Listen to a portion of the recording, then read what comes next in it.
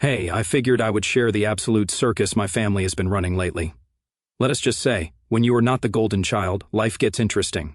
So, buckle up because this is going to be a wild ride. Also, it is a bit long, so grab some snacks. You're going to need those. So I, a 25-year-old male, lived with my mother, a 60-year-old female, and my younger brother Jeremy, a 23-year-old male, in our 3-bedroom ranch-style house in the suburbs. I had to practically perform circus tricks to get a crumb of my mom's attention. Jeremy was her favorite from day one, not even trying to hide it. Jeremy has always needed more, that was her constant excuse, burned into my brain from hearing it so damn often. Jeremy was not a special needs kid or anything medical. He was just a master manipulator who figured out early that playing helpless got him everything he wanted. Meanwhile, I was busting my ass being the responsible son. I got up at 6 a.m. every day for school, kept straight B grades, nothing spectacular, but solid. I joined the debate team, helped with yard work and dishes, and started bagging groceries at 16 to save for college. Jeremy. This dude would roll out of bed at noon, skip half his classes, and spend entire weekends in his room playing Call of Duty and leaving Mountain Dew cans everywhere. Mom's response, he is just finding himself. Yeah, finding himself at the bottom of a Dorito bag, maybe. I remember junior year when I won this regional science competition, a pretty big deal in our small town. It came with a $2,500 scholarship and made the local paper. The competition was on a Saturday afternoon across town. Mom showed up 20 minutes late, sat in the back on her phone the whole time, and dipped before they handed out the awards. I found out later Jeremy had texted her, having a crisis because he could not find his gaming controller. And she did. She left my biggest achievement that year to go tear apart the house looking for it. Turns out the jackass had not even bothered searching his room. He just wanted her to come home and do it for him.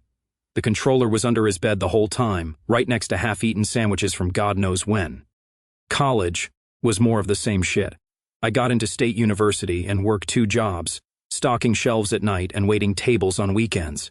While taking 15 credit semesters, I shared a crappy room with 3 other guys, ate ramen more nights than I care to remember, and still managed to graduate with a 3.4 GPA. Jeremy, he tried community college for all of 3 months before dropping out because it was too stressful and not the right environment for him. Mom's solution was to pay his rent for a 1-bedroom apartment so he could find his path without pressure. Meanwhile, I am still paying off $40,000 in student loans 7 years later. The whole time I lived at home, it was a constant reminder that I was second tier. If I brought up the obvious favoritism, Mom would get this tight look on her face and say, "Your brother struggles with things you do not understand." Yeah, his biggest struggle is deciding between Uber Eats and DoorDash. What exactly was he struggling with? The concept of responsibility, the challenge of setting an alarm clock, the difficult task of not being a complete mooch? Christmas was always fun, too. My present pile was practical stuff. Socks, a calculator for school, maybe a $20 game if I was lucky. Jeremy? Hell yeah, new phone, expensive sneakers, whatever video game was hot that year. One Christmas, I got a secondhand winter coat while Jeremy unwrapped a brand new PlayStation. Yep, ladies and gentlemen, it happened. I stayed living at home through college to save money. Biggest mistake of my life. 4 more years of watching The Jeremy Show while being treated like a tenant rather than family. But that is just the beginning of this shit show. The real fun started when I got my first real job and suddenly became the family ATM. That is where the real clusterfuck begins. Once I landed my first legitimate job after college, making a whopping $50,000 a year, which felt like a fortune after being broke for so long, Mom started hitting me up for all favors. It began innocently enough. The water bill was higher than expected. Could I chip in $75? The refrigerator was making a weird noise. Could I help with a $200 repair? I did not mind at first. They were my family, and the requests seemed reasonable. But then it became a pattern. Every single month the requests got bigger, more frequent, and increasingly desperate. The roof needed patching, the property taxes were overdue, the homeowner's insurance lapsed, Mom's car needed a new transmission. Before I knew it, I had an automatic transfer set up, sending $600 a month to Mom's account, nearly a quarter of my take-home pay. Meanwhile, I was still living at home, sharing walls with my deadbeat brother who contributed exactly jack shit to the household expenses. I was paying for groceries, utilities, and repairs for damage he often caused. Mom called it helping the family. I called it being royally screwed over. But hey, When your mother is a 60-year-old lady, you cannot cut all the money without feeling like an asshole. That was me. I still felt responsible because she was old and yeah, my mother. Translation, I was an idiot. I came home from a 60-hour work week one Friday to find Jeremy playing on a brand new PlayStation 5 with about 10 games stacked beside it. This was maybe 3 months after launch, when they were nearly impossible to find and selling for premium prices. I asked him how the hell he afforded it on his part-time cashier salary, a job he showed up to maybe 3 days a week. He did not even look up from his game when he said, "Mom's money is my money. Do not act like you are the only one entitled to it." This was literally 2 days after I transferred $800, my entire fun budget for the summer, to Mom for emergency plumbing repairs after our upstairs toilet flooded.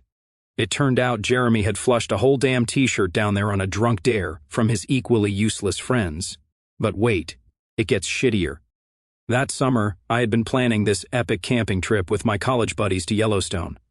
I had been saving for months, bought all the gear, requested time off work, the works. 2 days before we were supposed to leave, Mom calls me at work in tears. Her car broke down and she needed $600 for repairs as soon as possible, or she would lose her part-time receptionist job. I canceled my trip and transferred the money right away. I found out 1 month later that Jeremy had borrowed her car, gotten wasted at some party, and crashed it into a neighbor's mailbox. When I confronted him about it, this asshole just laughed and said, "Not my problem. You are such a mama's boy who cannot say no." Last Thanksgiving was a special kind of nightmare. I had spent $200 on groceries and taken the day off work to help Mom cook. Jeremy was supposed to show up at 4 p.m. by 8 p.m. The food was cold, Mom was making excuses, and I was seething. Finally, at 8:30, he stumbled through the door high as a kite with some random chick he had met at a bar. When I said something about dinner being ruined, this asshole flipped the entire dining table, then stormed out with his flavor of the week. And guess who Mom went running after to make sure he was okay? Exactly. One time, I saved up for 6 months to buy myself a decent watch. Nothing crazy, just a $400 Seiko I had had my eye on for ages. The first nice thing I had bought myself since starting work. I left it on my dresser one night. I came home from work the next day to find it gone. I walked into Jeremy's room and there it was, on his wrist. When I called him out, he smirked and said, "Oh, come on, you have got money for another one anyway." Mom just stood there nodding, like this made perfect sense. When I asked why she thought it was okay, she said, "Jeremy really wanted it, and you know how he gets when he does not get what he wants." Yeah, I know. He throws tantrums like a toddler, and you both think that is perfectly normal for a grown-ass man. Anyways, I got the watch back after a bunch of guilt-tripping, ranting, and a few yells of "Fuck off, Jeremy, not my watch." The pattern was clear. Every cent I pumped into that household was basically funding Jeremy, and I was too wrapped up in guilt and obligation to see just how badly I was being played. Then I noticed how much control Jeremy had over Mom. It was not just the usual emotional manipulation shit anymore. He was straight up dictating her life like some kind of low-rent mob boss.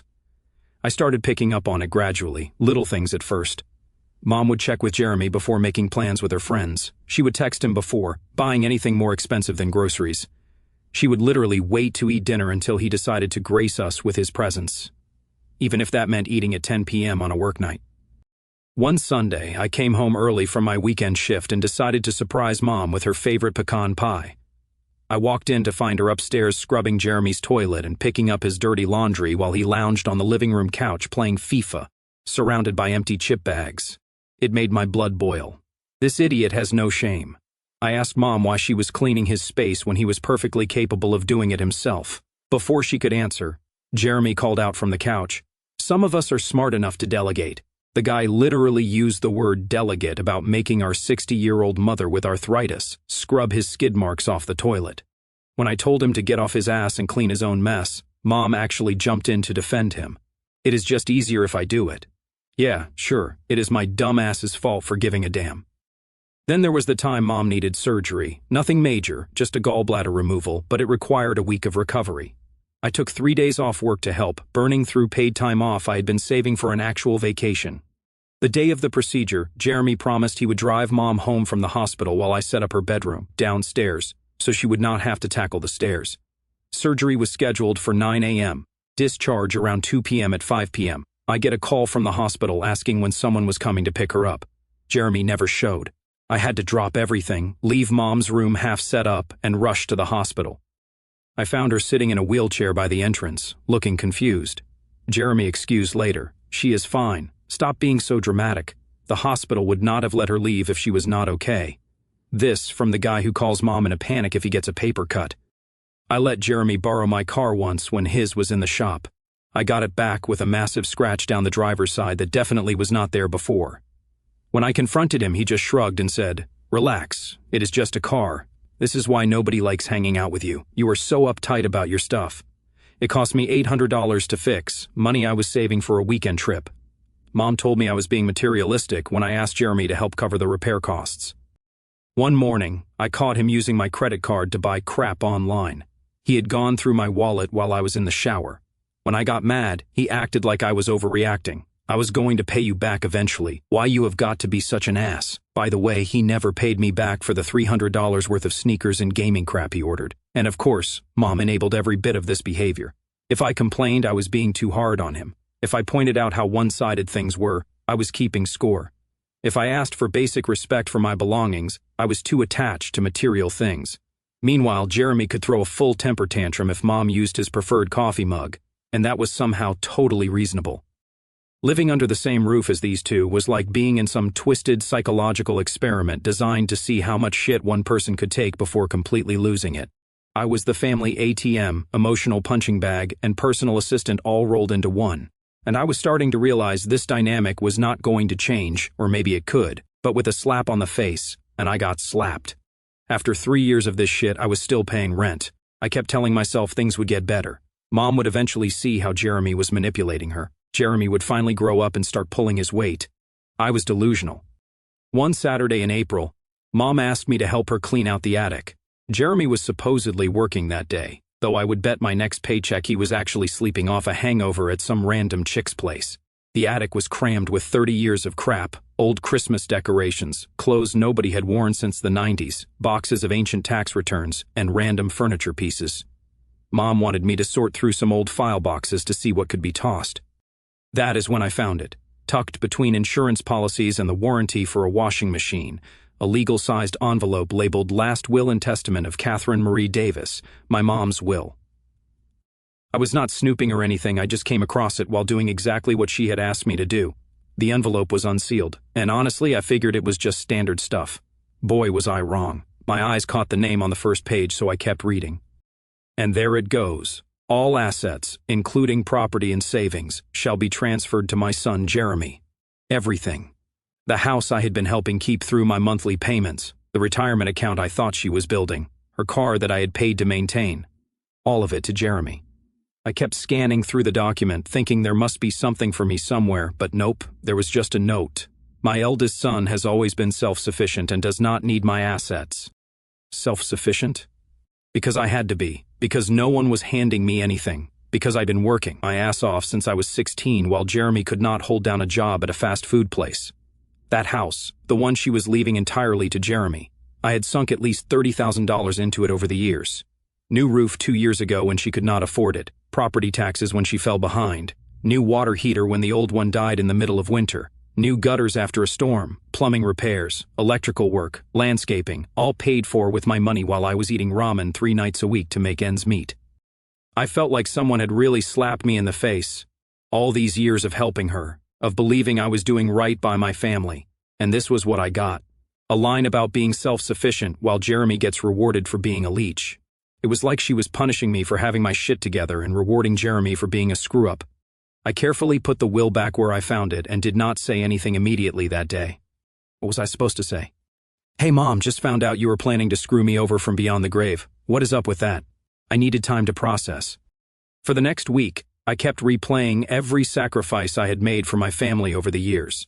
The vacations, the dating life I barely had because what woman wants a guy who still lives with his mom, all to support a household where I was clearly the least valued member. What really got me was thinking about all the times Mom had come to me for emergencies, the tearful phone calls about overdue bills. I wondered if she had ever actually intended to pay me back all those loans over the years, or if she had always seen me as the reliable cash cow she could milk while leaving everything to her precious baby boy. And what about my future?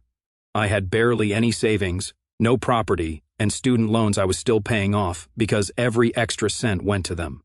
The more I thought about it, the angrier I got, not just at Mom, but at myself for being such a chump, for letting this go on for years, for believing that eventually my sacrifices would be acknowledged. By the end of the week, I had made up my mind. Things could not continue like this. 7 days after finding the will, I was ready to confront Mom. No more Mr. Nice Guy, no more silent sacrifices, no more letting her gaslight me. It was time for some hard truths, whether she wanted to hear them or not. What I did not know then was that this confrontation would completely upend all our lives. Sunday came and I woke up with this weird calm I had not felt in years, like when you finally decided to quit a job you hate. I could hear Mom in the kitchen making her usual pancakes and Jeremy's T5 blaring from his room even though it was barely 9 a.m. Typical. I showered, dressed in jeans and a t-shirt, and grabbed the folder where I had been keeping receipts and bank statements from all the money I had sunk into the house. Yeah, I'd started documenting everything after finding the will. Call me petty, but I wanted cold, hard evidence. I walked downstairs where Mom was setting the table. Jeremy was still in his room, probably waiting for someone to call him down like he was a damn prince.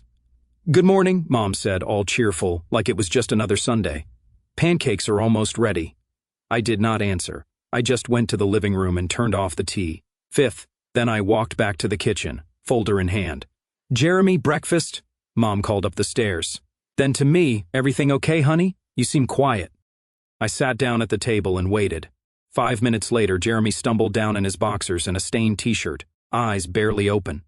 I pulled the will from my folder and placed it on the table. "So, this is how it is." Mom's face went white. Jeremy looked confused for a second, then that familiar smirk spread across his face when he realized what I was talking about.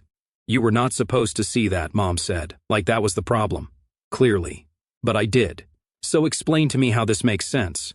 I have paid half the bills in this house for years. I have put at least $30,000 into this place, and Jeremy gets everything?"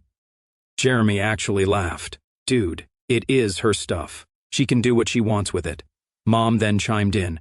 "Jeremy has always needed more help than you. You will be fine on your own. Jeremy would not. So she is punishing me for being responsible, for working hard and actually helping. What about everything I've put into it? All the money? All the work? That was your choice," she said coldly. And there it was, the truth I had been avoiding for years. She had never seen my contributions as valuable, just convenient. I was the sucker who kept giving, and she and Jeremy were happy to keep taking. I started pulling paperwork from my folder. Last year's property tax bill, $3,200 paid by me. New roof, $8,500 paid by me. Water heater, $1,200 paid by me. Mom's car repairs, $2,700 paid by me. I kept going, receipt after receipt, statement after statement. By the time I was done, there was a pile of papers on the table documenting over $30,000 in expenses over just the past 3 years. That does not even count the $600 a month I have been giving you. That is another $21,600. I stared directly at Mom. "So, that is over $50,000 I have put into this house and your living expenses. And your plan is to leave everything to the guy who has not contributed a single penny." Jeremy rolled his eyes. "Jesus, you are keeping score. That is messed up, bro." "Shut up, Jeremy," I snapped. "The adults are talking." Mom's face was getting red now. "I do not have to explain myself to you. It is my house, my will. Actually, it is kind of my house too at this point, given how much I have invested in it. If you were helping just to get something in return, then you were not really helping," she said. "You were investing. Do not try to spin this like I am the bad guy. I helped because I thought we were family, that we supported each other, but it has been one-way traffic for years. I support you two and get nothing but disrespect in return." Jeremy was getting pissed now. "It is not my fault you decided to be some kind of martyr. Nobody put a gun to your head." I turned to him. "You are right. It is my fault for enabling both of you for so long, for thinking that eventually you would grow up, or Mom would wake up. That is on me." I started gathering my documentation. "So, here is what is going to happen. I am done. No more money, no more fixing things, no more bailing you out." Mom's eyes widened. "You cannot just stop helping your family. Watch me. You would let us lose the house after everything?" "After everything is exactly why I'm doing this. You have made it crystal clear where I stand in this family. Well, message received. You two deserve each other." I stood up, folder in hand. Jeremy was glaring at me, but I could see a hint of panic starting to creep in. He knew exactly how screwed they would be without my money. I went upstairs, packed a bag. I could hear them arguing downstairs. When I came back down with my bag, they both fell silent. "Where are you going?" Mom asked, looking genuinely shocked that I was actually leaving. "Anywhere but here." "Do not be dramatic," Jeremy said. "It is not your problem." I headed for the door. "You will be back," Jeremy called after me. "You have got nowhere to go." I did not look back, just raised my middle finger and kept walking. As I got in my car, I could see Mom watching from the window, looking confused and scared. For the first time in my life, her problems were not mine to fix.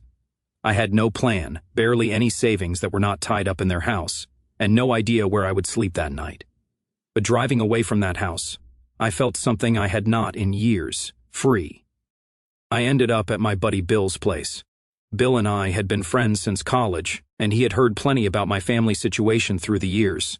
When I showed up at his door with a duffel bag, he did not even ask questions, just handed me a beer and told his couch was mine for as long as I needed it. The next morning, I called my bank and canceled the automatic transfers to Mom's account. Monday, I went to work like normal, but after my shift, I started apartment hunting. With my salary and no family to support, I could actually afford a decent place. I found a small studio in a newer building across town and signed the lease that Wednesday. By the end of the week, I had moved what little stuff I had into my new place. Bill helped me pick up some basics. For the first time in my life, I had a space that was 100% mine. No Jeremy barging in to borrow my stuff. No Mom guilting me about spending money on myself instead of family. My first weekend in my new place, I slept for almost 14 hours straight. I did not realize how exhausted I had been, constantly bracing for the next crisis. My body just shut down once it realized it was finally safe. Meanwhile, my phone was blowing up. Mom called at least 5 times a day that first week, left voicemails that started concerned, then angry, then desperate. "The electric bill is due. I do not know if I can make rent. Are you really doing this to us?" I did not answer. 2 weeks after I moved out, Jeremy started calling too. He left this gem of a voicemail: "Dude, stop being a little bitch and answer your phone. Mom is freaking out about bills, and it is getting annoying. Just send the money like you always do and stop with the drama." Classic Jeremy, making Mom's panic my problem while taking zero responsibility. 3 weeks in, the guilt started hitting hard. What if they really could not pay the bills? What if they lost the house? What if Mom could not get her medications? I almost caved and sent money. Then I remembered the will. I remembered years of being treated like a resource, not a son. I deleted the texts without responding. 4 weeks after moving out, something unexpected happened. I got a raise at work. My boss called me into his office and said my performance had dramatically improved recently, said I seemed more focused, getting projects done ahead of schedule. No shit. Turns out, when you are not constantly putting out family fires, you can actually focus on your career. With the extra money and no family draining my account, I started doing things I'd always put off. I opened a proper retirement account, started paying extra on my student loans. 2 months in, my cousin Megan, a 21-year-old female, texted to check on me. She had heard from Mom that I had abandoned the family. Megan and I had always been close, so I gave her the real story. Her response: "About damn time you stood up for yourself. They've been using you for years." Through Megan, I started getting updates on what was happening back at the house. Apparently, reality hit Mom and Jeremy hard. Mom had to pick up extra shifts at her part-time job at the pharmacy. Jeremy actually had to start contributing to bills for the first time in his life, which meant he had to work more than 2 days a week at GameStop. From what Megan could tell, they were scraping by, but barely. 4 months in, Megan told me Jeremy had to get a full-time job at a warehouse loading trucks. Apparently, Mom could not cover all the expenses on her own, and Jeremy's part-time gig was not cutting it. Imagine that, a 23-year-old man having to work full-time like every other adult on the planet. Revolutionary concept. 6 months after moving out, I had gotten another promotion at work. The combination of extra money and no family drain meant I could upgrade to a better apartment in a nicer neighborhood. I traded in my 12-year-old Honda with 180,000 miles for a Chevy Camaro that did not sound like it was begging for mercy every time it rained. I started going to the gym 3 times a week, lost the stress weight I'd been carrying for years, actually developed hobbies that were not just solving Jeremy's latest catastrophe. Turned out, I like hiking. Who knew? 9 months in, I was dating this sweet girl, Darcy. She had never met my family and had no interest in doing so after hearing the stories. "They sound toxic as hell," was her assessment. You are better off without them. Simple as that. No guilt trips, no but they are family lectures. She was understanding, loving, caring, everything I never got before. I had spent years thinking I could not abandon my family, that I was obligated to help no matter what. Turns out the world did not end when I stopped. But what I did not know, my newfound peace was about to be tested. After 1 year of radio silence, Mom was about to reappear in my life with a desperate request that would force me to decide once and for all what family really meant to me. 1 year later, Mom called from a number I did not recognize. Sneaky. I almost hung up when I heard her voice, but deep inside, I wanted to hear the bad news that I knew she would spit.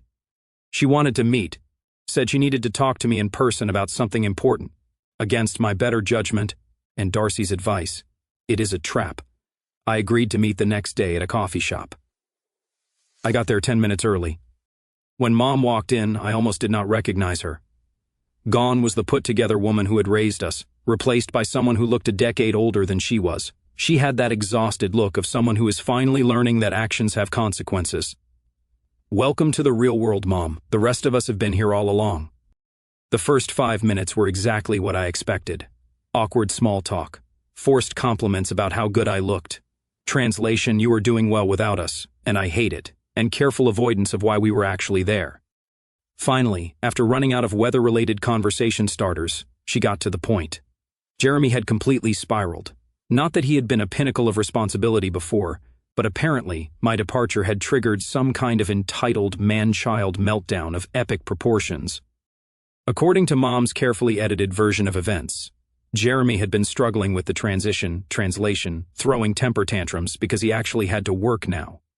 She described how he had started bringing random girls home at all hours, hosting parties that lasted days, playing music so loud the neighbors called the cops twice, and generally treating the house like a frat boy playground.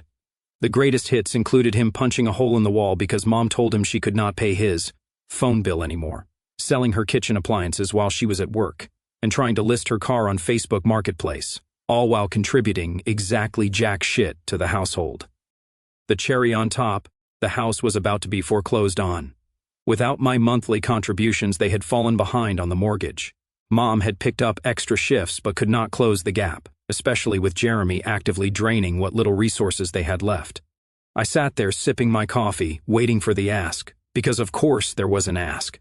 Mom would not have tracked me down just to give me a family status update, right? Right on cue, her eyes started tearing up.